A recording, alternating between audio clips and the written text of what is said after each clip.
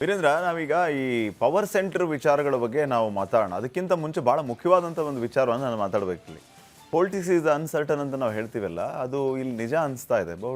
ಯಾಕೆ ಅಂತಂದರೆ, ಈಗ ನೋಡಿ, ನಾವು ಆ ಪಟ್ಟಿ ವಿಚಾರವಾಗಿ ವರದಿಯಲ್ಲಿ ನೋಡ್ತಾ ಇದ್ವಲ್ಲ, ಡಿ.ಕೆ. ಶಿವಕುಮಾರ್ ಅವ್ರ ಪಟ್ಟಿಯಲ್ಲಿ ಸತೀಶ್ ಜಾರಕಿಹೊಳಿ ಹೆಸರಂತೆ, ಸಿದ್ದರಾಮಯ್ಯ ಅವ್ರ ಹೆಸರಲ್ಲಿ ಲಿಸ್ಟಲ್ಲಿ ಹರಿಪ್ರಸಾದ್ ಅವರ ಹೆಸರಂತೆ, ಸಾರಿ ಎಂ ಬಿ ಪಾಟೀಲ್ ಅವ್ರ ಹೆಸರು.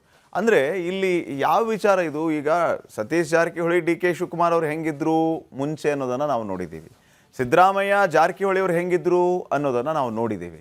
ಅಂದರೆ ಇದು ಏನನ್ನು ಸೂಚಿಸ್ತಾ ಇದೆ ಅಂತ? ಅಂದರೆ ರಾಜಕಾರಣ ನಿಂತು ನೀರಲ್ಲ, ಅದು ಹರಿತಾ ಇರುತ್ತೆ. ಯಾವ ದಿಕ್ಕಲ್ಲಿ ಬೇಕಾದ್ರೂ ಹೆಂಗೆ ಬೇಕಾದ್ರೂ ಹರಿಬೋದು ಅನ್ನೋದಕ್ಕೆ ಇದು ದಿ ಬೆಸ್ಟ್ ಎಕ್ಸಾಂಪಲ್ ಅನ್ಸುತ್ತೆ ಪಾಟೀಲ್. ಯಾಕಂದರೆ ನೋಡಿ, ನೀವು ಹೇಳಿದಾಗೆ ಸಿದ್ದರಾಮಯ್ಯನವರು ಉಚ್ಚಾಟನೆ ಆದಾಗಲೂ ಅವ್ರು ಬೆನ್ನಿಂದೆ ಬಂದವರು ಸತೀಶ್ ಜಾರಕಿಹೊಳಿ ಅವರು. ಆದರೆ ಇತ್ತೀಚೆಗೆ ಅವ್ರ ಸ್ಟೇಟ್ಮೆಂಟ್ ಏನು? ಚಲ್ತಿ ಕಾ ನಾಮ್ ಗಾಡಿ ಅಂತ ಅವ್ರ ಸ್ಟೇಟ್ಮೆಂಟು. ಓಡ್ತಾ ಇರ್ಬೇಕು ಅಷ್ಟೇ, ಓಡ್ತಾ ಇದ್ರೆ ಕುದುರೆ. ಟ್ರೈನ್ ಮಿಸ್ ಆದರೆ, ಇಲ್ಲಿ ಮಿಸ್ ಆದರೆ ತುಮಕೂರಿಗೆ ಹೋಗಿಡ್ಬೇಕು, ತುಮಕೂರಲ್ಲಿ ಮಿಸ್ ಆದರೆ ಅರಸೀಕೆರೆಗೆ ಹೋಗಿಡ್ಬೇಕು. ನಾವು ಹೆಂಗಾದ್ರು ರೀಚ್ ಆಗ್ಬೇಕು ಅಂದರೆ ಬೆನ್ನತ್ಕೊಂಡು ಹೋಗಿ ಯಾವ್ದಾದ್ರು ಒಂದು ಸ್ಟಾಪಲ್ಲಿ ಹತ್ಕೋಬೇಕು, ಬಿಟ್ಟರೆ ಹೋಯ್ತು. ಈಗ ಯಾವುದು ಕುದುರೆ ಓಡ್ತಾ ಇರುತ್ತೆ ಅದಕ್ಕೆ ಬೆಲೆ ಅಂತೇಳಿ ಅವ್ರ ಸ್ಟೇಟ್ಮೆಂಟ್ ಅಧಿಕೃತವಾದ ಹೇಳಿಕೆ.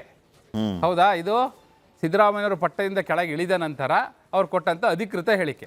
ಮತ್ತು ಇನ್ನೂ ಒಂದು ಹೇಳಿಕೆ ಕೊಟ್ಟರೆ ಏನಂತ? ಹೌದು, ಸಿದ್ದರಾಮಯ್ಯವ್ರಿಗೂ ನಮಗೂ ಸ್ವಲ್ಪ ಸಮಸ್ಯೆ ಇದೆ, ನಿಜ ಸಮಸ್ಯೆ ಇರೋದು ಹೌದು, ಅದು ರಾಜ್ಯದ ಸಮಸ್ಯೆ ಅಲ್ಲ ಅಂತ ಹೇಳಿದ್ರು. ಹೌದಾ ಪಾಟೀಲ್ರೇ? ಅಲ್ಲೆಲ್ಲ ಅಲ್ಲಿ ಅವರೇ ಕ್ಲಿಯರ್ ಮಾಡಿಬಿಟ್ಟಿದ್ದಾರೆ ನಾವು ಹೆಂಗಿದ್ದೀವಿ ಅಲ್ಲಿ. ಮತ್ತು ನಾವು ಒಂದು ದೃಶ್ಯನೂ ಕೂಡ ತೋರಿಸಿದ್ವಲ್ಲ, ಏನು 3 ಚೇರ್ ಬಿಟ್ಟು ಆಚೆ ಕೂತ್ಕೊಂಡ್ರಲ್ಲ ಸತೀಶ್ ಜಾರಕಿಹೊಳಿ ಅವರು.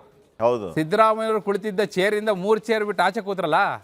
ಅವಾಗಲೇ ಅಂದರೆ ಈ ದೃಶ್ಯಗಳು, ಹೇಳಿಕೆಗಳೇ ಎಲ್ಲ ಕ್ಲಿಯರ್ ಮಾಡಿಬಿಟ್ಟಿದೆ ಅವರೀಗ ಯಾವ ಧ್ರುವದಲ್ಲಿದ್ದಾರೆ ಅಂತೇಳಿ.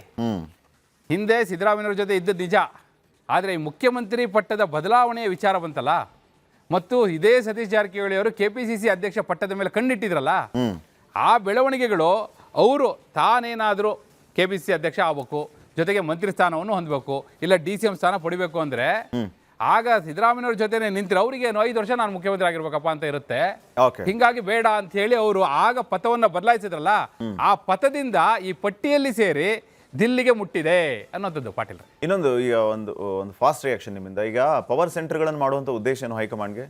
ಏನು ಹೈಕಮಾಂಡಿಗೆ ಏನಿರುತ್ತೆ ಗೊತ್ತಾ ಉದ್ದೇಶ? ಹೈಕಮಾಂಡಿಗೆ 28 ಚುನಾವಣೆ, 29 ಚುನಾವಣೆ, ಈ ಜಾತಿಗೆ ನಾವು ಮಾತು ಕೊಟ್ಟಿದ್ದೀವಿ, ಈ ಜಾತಿಯವರಿಗೆ ಸೀಟ್ ಕೊಟ್ಟಿದ್ದೀವಿ, ನೋಡಪ್ಪ ST ಅವರಿಗೆ ನಾವು ಉಪಮುಖ್ಯಮಂತ್ರಿ ಮಾಡಿದ್ದೀವಿ, ನೋಡಪ್ಪ SC ಅವರೊಬ್ಬರನ್ನ ಈಗ ಆಲ್ರೆಡಿ ಉಪಮುಖ್ಯಮಂತ್ರಿ ಮಾಡಿಬಿಟ್ಟಿದ್ದೀವಿ, ಈಗ ಲಿಂಗಾಯತ ಸಮುದಾಯಕ್ಕೆ ಏನು ಕೊಟ್ಟಿಲ್ಲ ಅನ್ಬಿಡಿ, ಅವ್ರಿಗೆ ನಾವು ಉಪಮುಖ್ಯಮಂತ್ರಿ ಕೊಟ್ಟಿದ್ದೀವಿ. ಅಂದ್ರೆ ಸಮುದಾಯಗಳನ್ನ ತೃಪ್ತಿಪಡಿಸೋದು ಅವ್ರ ಉದ್ದೇಶ. ಅವರಿಗೆ ಅಧಿಕಾರ ಕೇಂದ್ರವನ್ನ ಸೃಷ್ಟಿಸಿ, ಶಕ್ತಿ ಕೇಂದ್ರವನ್ನ ಸೃಷ್ಟಿಸಿ, ಪವರ್ ಸೆಂಟರ್ಗಳು ಮಾಡಿ ಅವ್ರಿಗೆ ಏನು, ಅವರಿಗೆ ಒಂದೇ ಇರುತ್ತೆ, ಏನು ಗೊತ್ತಾ?